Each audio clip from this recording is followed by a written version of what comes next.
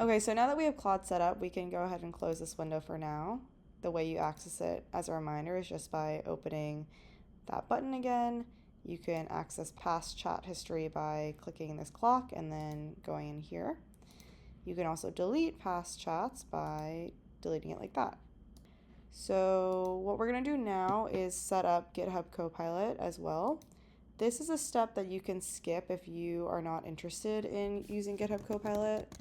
I just wanted to go through it because it is another very popular coding assistant, and I figured that it might be interesting for people to have it also set up and have the ability to kind of chat and experiment with both GitHub Copilot and Claude. So you should have this view if you did download it successfully earlier. And also, for the record, if you want to skip this section, you can just feel free to go ahead to the next step in the video. But if you did set up GitHub Copilot correctly, you'll have a page like this. And the way you enter into the chat is by hitting this button at the bottom. So you'll notice that when I click that button, it gave me a pop-up option to continue with GitHub, continue with Google, continue with Apple. I actually recommend that you go ahead and continue with GitHub. You may already have a Google or an Apple account, but in this case, because we are later going to set up a GitHub account just for deploying our applications into production, I think continuing with GitHub now is a good step to take. So we're going to click this button, and it's going to give you a pop-up and ask you to sign in to GitHub to continue to Visual Studio Code. So what we're actually going to do is create an account. So if you do already happen to have a GitHub account, then just sign in like you normally would. In this case, we're going to go ahead and create an account. And you can go ahead and fill out all of these different steps and then hit create account. Once again, I'm going to pause, fill out this information, and then I will return once I've done this and hit create account. So I'll join you on the next screen.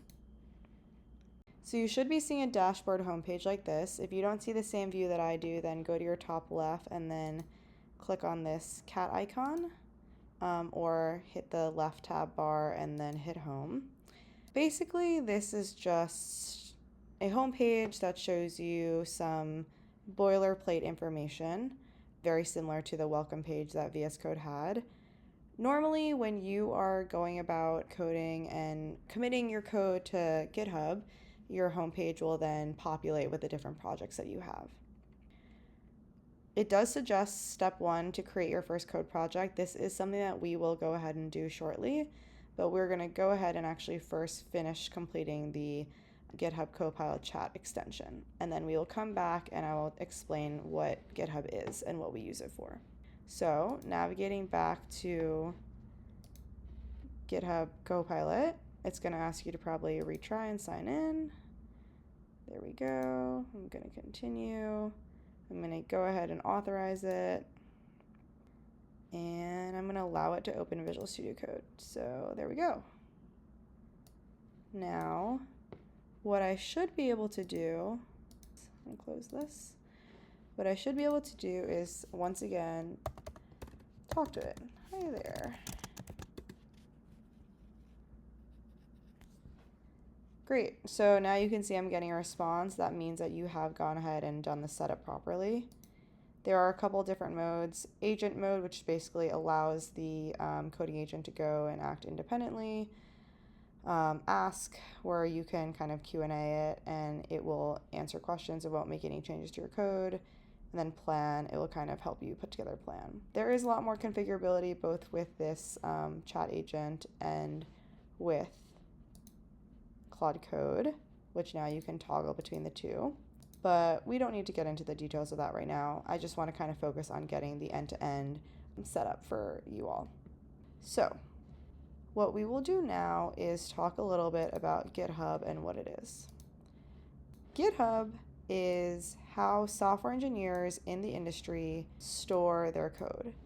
And you might be thinking to yourself, why can't I just store my code locally on my device?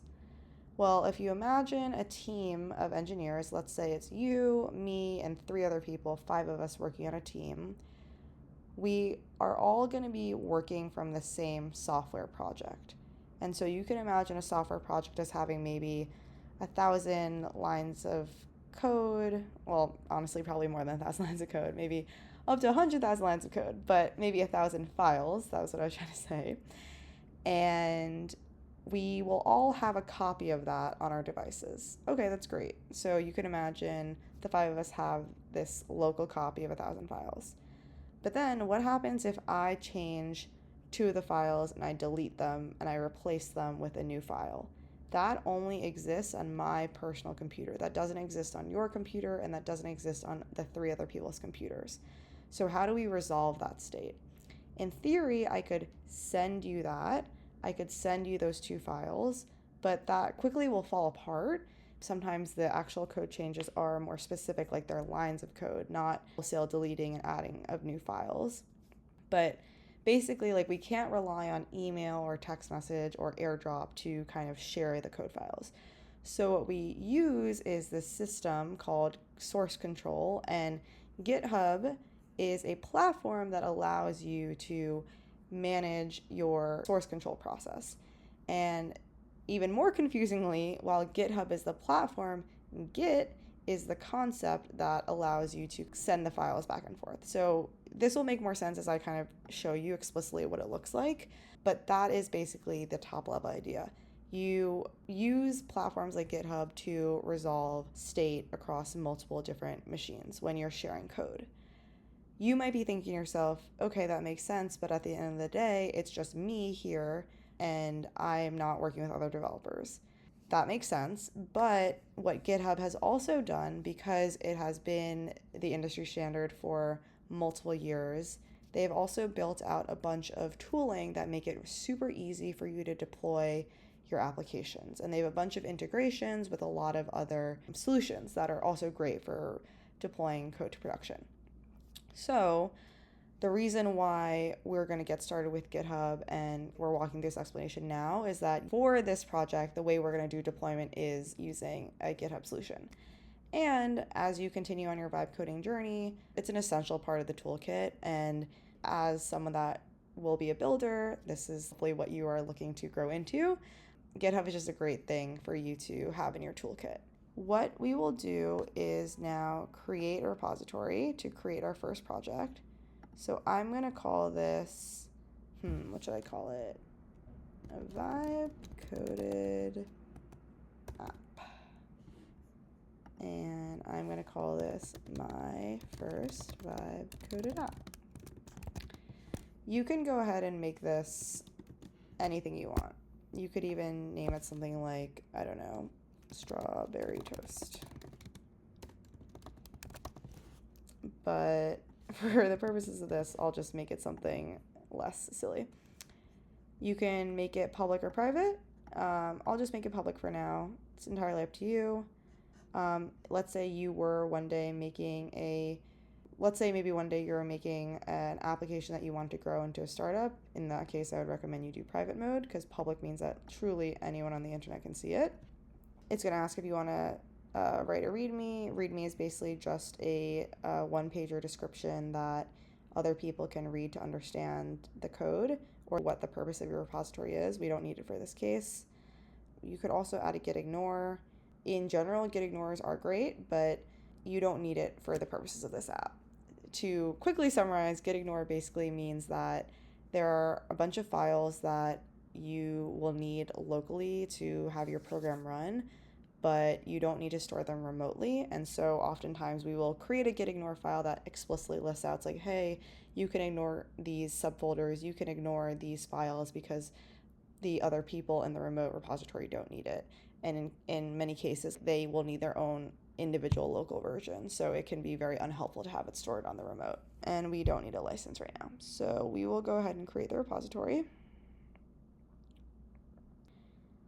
And when I was saying earlier that there's a difference between Git and GitHub, GitHub is this platform, like this literal website that we're using, and Git is the little language that has all these commands. And then once we follow all these steps, I'm actually going to jump back and explain how all of these pieces fit together in the ecosystem, because I know it can be kind of confusing. So bear with me, we'll go through these steps and then we'll jump back and have a pause, talk about the ecosystem, and then get back to orienting you in this new world.